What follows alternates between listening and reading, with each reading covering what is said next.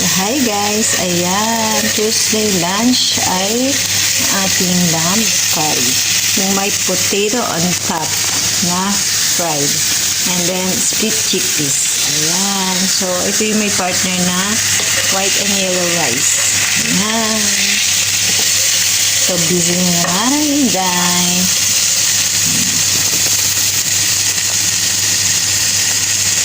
So, ayan guys, palambutin na siya ng 2 hours or more. Depende sa meat na ating ginamit kung madali siya o matagal lumambot.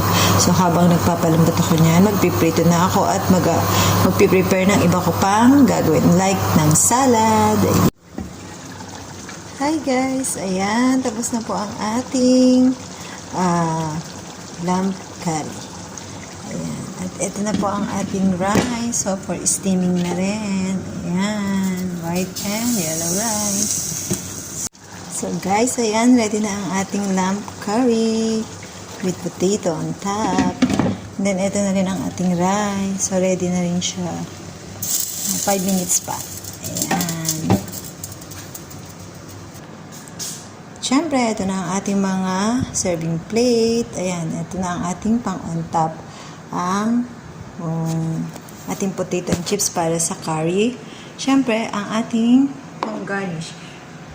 And then, ang onion para sa ating white and yellow rice. Ayan, ready na rin ang aking pang mix sa salad later.